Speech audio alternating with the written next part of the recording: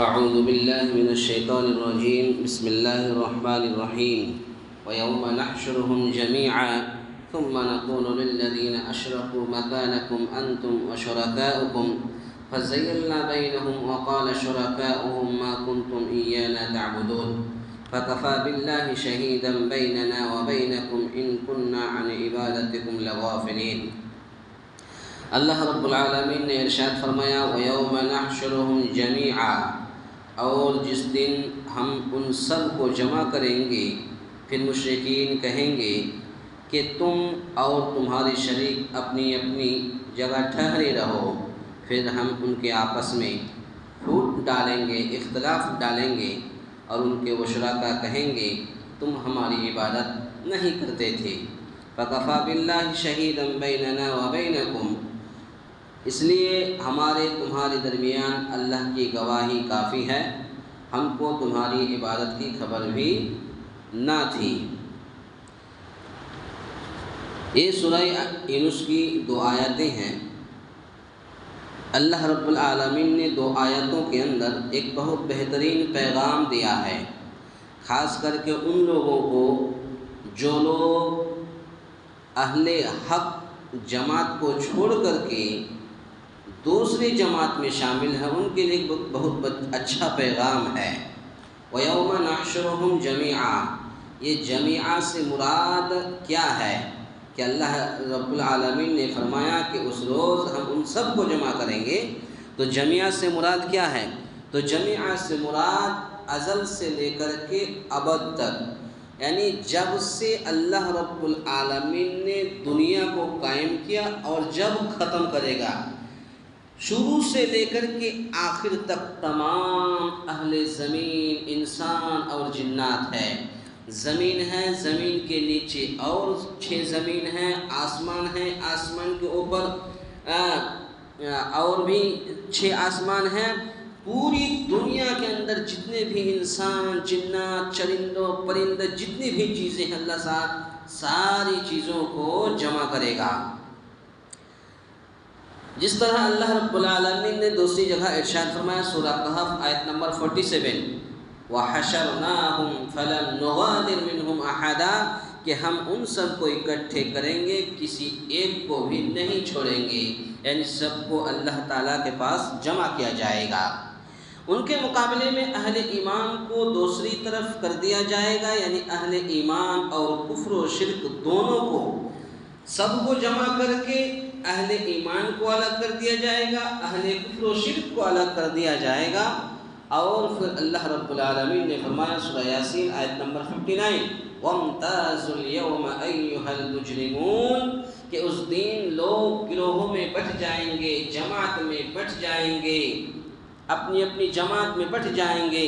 اللہ رب العالمین نے اب یہاں پر دیکھیے دوسری آیت کے اندر فَكَفَى بِاللَّهِ شَهِيدًا بَيْنَنَا وَبَيْنَكُمْ، اس آیت کا مطلب یہ ہے کہ کچھ لوگ اپنے قبر کو پوجا پاٹ بنا لیتے ہیں، قبر کے اندر منتیں مانگتے ہیں، نذر و نیاز کرتے ہیں، اسی سے مدد مانگتے ہیں، تو ان کا جواب خود اس قبر کے اندر جو آدمی اس کا وہ جواب دے رہے ہیں خود۔ فَكَفَى بِاللَّهِ شَهِيدًا بَيْنَنَا وَبَيْنَكُمْ إِن كُنَّا عَنْ عِبَادَتِكُمْ لَغَافِلِينَ، یہ انکار کی وجہ ہے کہ ہمیں تو کچھ پتہ ہی نہیں تھا۔ کون کہہ رہا؟ جس آدمی کو ہم پوج رہے ہیں، پوجا پاٹ کر رہے ہیں، منتیں مانگ رہے ہیں، نذر و نیاز کر رہے ہیں، وہ آدمی وہ تو خود اپنی ہائے نفسی کے عالم میں ہے کہ اس کو وہ سوال کا جواب دیا یا نہیں، تو وہ تو خود اس کو کچھ پتہ ہی نہیں کہ مجھ کو کوئی پوجا پاٹ کر رہا، میری کوئی عبادت کر رہا۔ تم کیا کچھ کرتے تھے اور ہم جھوٹ بول رہے ہوں، تو ہمارے درمیان اللہ کی گواہی کافی ہے۔ اس کی گواہی کے بعد کسی اور ثبوت کی ضرورت ہی نہیں رہ جاتی۔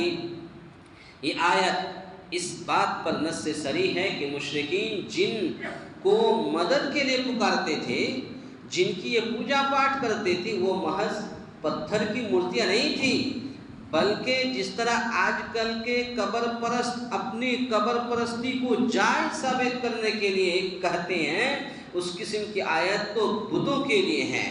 پتہ یہ چلا کہ یہ آیت بتوں کے لیے ہے، بلکہ وہ عقل و شعور رکھنے والے افراد ہی ہوتے تھے جن کے مرنے کے بعد لوگ ان کے مجسمے اور مثال اور بت بنا کر کے پوجنے شروع کر دیتے تھے۔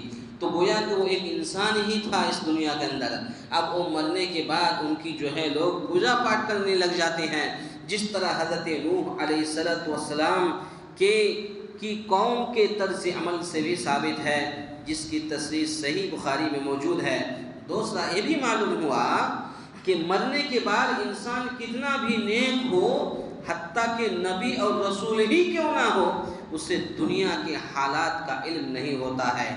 کب؟ مرنے کے بعد جب قبر میں ہوتا ہے۔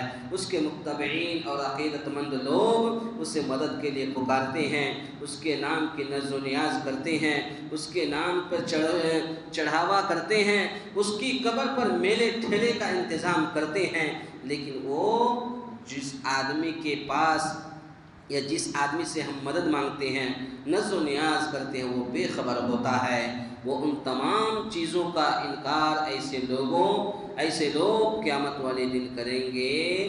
تو گویا کہ پتہ یہ چلا کہ اللہ رب العالمین نے کہ جو لوگ بھی اس طریقے سے کرتا ہے یہ غلط ہے۔ اللہ رب العالمین سے ڈرنا چاہیے اور حق کو پہچاننا چاہیے اور حق و باطل کے درمیان فرق کرنے کی کوشش کرنی چاہیے اور حق جو ہے اس پر عمل کرنے کی کوشش کرنی چاہیے۔ اللہ تعالیٰ سے دعا ہے یا الہ العالمین ہم تمام مسلمانوں کو کہنے سننے سے زیادہ نیک عمل کرنے کی توفیق عطا فرمائے۔ آمین۔ اقول قولی ھذا استغفر اللہ لی ولکم ولسائر المسلمین واستغفروہ انہ هو الغفور الرحیم۔